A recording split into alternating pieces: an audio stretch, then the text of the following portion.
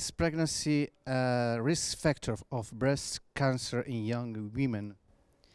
Yes, we see that when women have children for a period of time up to a decade after their last childbirth, they face an increased risk for the development of breast cancer. If a woman is young, 25, 30 years of age or younger when she has her first child, that risk goes away and the pregnancy then becomes protective against future breast cancer when she is older.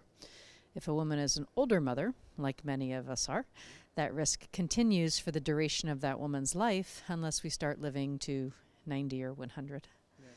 Are there urban legends about breast cancer during pregnancy?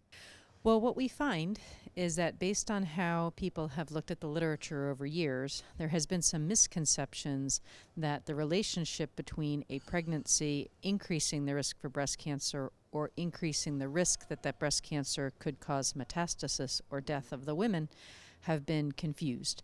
Because if a woman is diagnosed while she is pregnant and treated during her pregnancy, we see that she has usual outcomes. Her case will do the same depending on the features of her cancer, regardless of the fact that she is pregnant.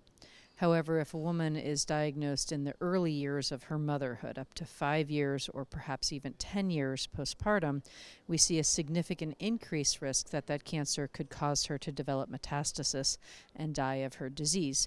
And that's a much larger percentage of women. 60% of all young women's breast cancer will be mothers who are diagnosed within 10 years of their last pregnancy.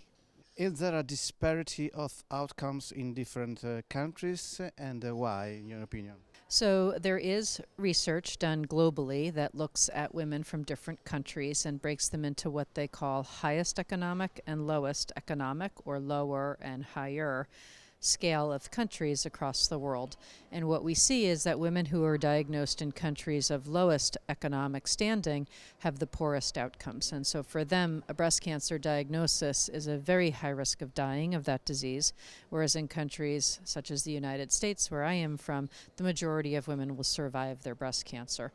We don't know all of the reasons behind it. Certainly access to treatment and to diagnosis in a timely manner, and the things that can happen in higher socioeconomic countries where the medical systems have a lot of advantages is probably a large part of it. But there could also be differences in biology because of where people come from in the world. They tend to come from different ancestral backgrounds, and that may also have implications.